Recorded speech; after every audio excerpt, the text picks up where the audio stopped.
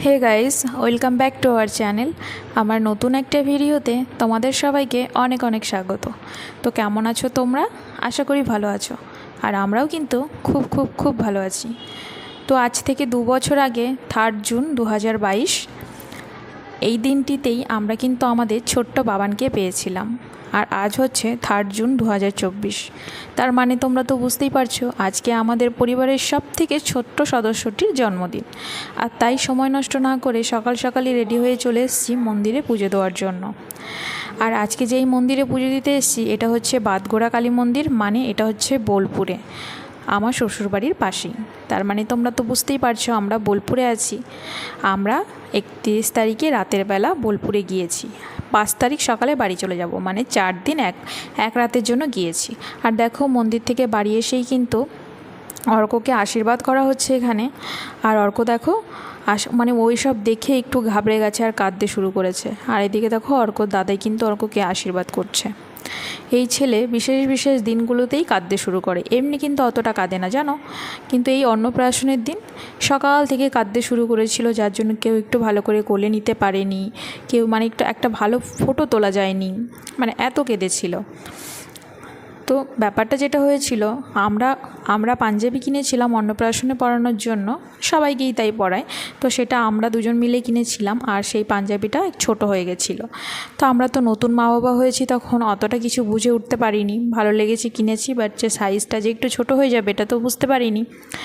তো যার জন্য ওটা পরানোতে বোধহয় ওর একটু অসুবিধা হচ্ছিল, তাই জন্য খুব কাঁদছিল। আর জানো তো সবাই আমাদেরকে ধরে ধরে বলছিল যে এত ছোটো পাঞ্জাবি কেউ কেনে নাকি বাচ্চার জন্য, দেখো তো কীভাবে কাঁদছে বাচ্চাটা। তো এত খারাপ লাগছিল সেদিন, কিন্তু পরে মানে বুঝতে পারলাম যে এটা বাচ্চাদের অ্যাকচুয়ালি নিয়ম, যে অন্নপ্রাশনের দিন কাঁদবেই কাঁদবে। খুব কম বাচ্চাই মনে হয় আছে যারা একটু হেসে ছবি টবি তোলে। আর এদিকে দেখো অর্কর দাদাই কিন্তু আশীর্বাদ করে অর্ককে 500 টাকা দিল।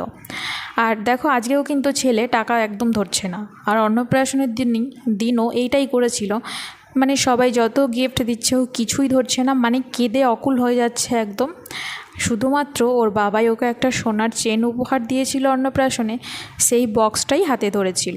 আর ওই যে বলে না যে অনেক কিছু দিয়ে রাখে থালাতে, টাকা, ক্যামেরা, তারপরে অনেক কিছু দিয়ে রাখে, বলে না বই খাতা, যে বাচ্চা যেটা ধরে সেটার প্রতি বাচ্চার আকর্ষণ হয়। কিন্তু অর্ক কিন্তু কান্নার জন্য কিছুই ধরেনি, ও শুধুমাত্র ওর বাবাই মানে ওই চেনটা দিয়েছিল, ওই চেনের বক্সটাই ধরেছিল। আর তারপরে দেখো অর্কর ঠাম্মিরও কিন্তু আশীর্বাদ করা হয়েছিল, আর ওকেও করা হয়ে গেছিলো। আর অর্কর ঠাম্মিও কিন্তু আশীর্বাদ করে অর্ককে টাকা দিয়েছে। আর এবার অর্কের বাবাইয়ের পালা। আর অর্কর বাবাই কিন্তু যখনই শুনেছে ছেলেকে আশীর্বাদ করতে হবে, সে লাফাতে লাফাতে ঘরে চলে গেল, কারণ ও কিন্তু সবসময় এক্সাইটেড থাকে ছেলেকে আশীর্বাদ করার জন্য। আর ও মানে কি দেবে ছেলেকে না দেবে পুরো ঘাবড়ে গেছে। তো যাই হোক, অর্ক যেই জামাটা পরে আছে সেই জামাটাও কিন্তু অর্কর বাবাই অর্ককে দিয়েছে। তো আমি বললাম কিছু দিতে হবে না, তুমি তো জামা দিয়েছো। ও বললো না, আমার ছেলেকে আমি খালি হাতে কেন আশীর্বাদ করব। যাই হোক, ও 500 টাকা দিয়েছিল অর্ককে আশীর্বাদ করে। তো অর্কর বাজার কিন্তু বেশ গরম। আর তারপরে চলে এসেছিলাম একদম রাতের বেলা। আর তোমরা দেখে তো নিশ্চয়ই বুঝতে পারছো আজকে আমরা কিন্তু সপরিবারে বোলপুরের একটা রেস্টুরেন্টে চলে এসেছিলাম একটু খাওয়া দাওয়া করবো বলে। আর এদিকে কিন্তু আমার মা বাবাকেও আসতে বলা হয়েছিল, যেহেতু আমার শ্বশুরবাড়ি থেকে বাবার বাড়ির দূরত্ব খুব একটা দূরে নয়, ওই টোটোতে করে 15 মিনিট লাগে। কিন্তু ওরা আসতে পারেনি, কারণ রাতের বেলা বাড়ি ফাঁকা রেখে আমার বাবার যেহেতু ব্যবসা রয়েছে সেটাকে বন্ধ রেখে আসা সম্ভব হয়নি, তাই ওদের জন্য এখান থেকে খাবার পাঠিয়ে দেওয়া হয়েছিল।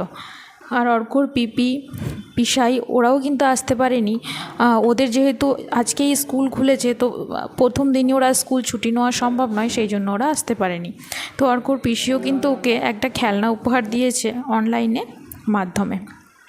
আর এদিকে দেখো অর্ক কিন্তু সুইট কর্ন স্যুপ খাচ্ছে, অর্ক স্যুপ খেতে কিন্তু খুব ভালোবাসে। আর এইদিকে আমি আর শাশুড়ি মা নিয়েছিলাম হট মাঞ্চুরিয়ান স্যুপ, আর ওরা 3জন নিয়েছিল সুইট কর্ন স্যুপ।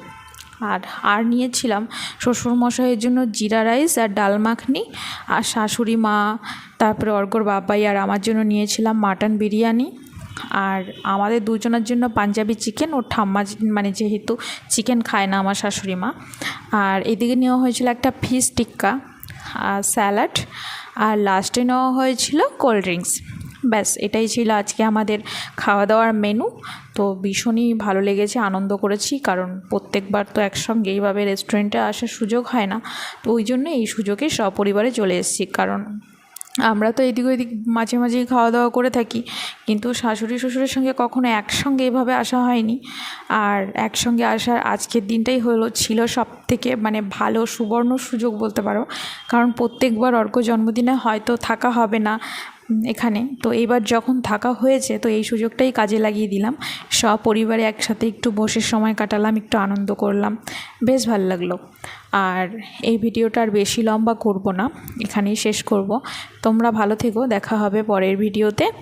আর তোমরা সবাই অর্ককে একটু আশীর্বাদ করো যাতে ও খুব ভালো একজন মানুষ হতে পারে, আমরা যাতে ওকে খুব ভালো করে মানুষ করতে পারি।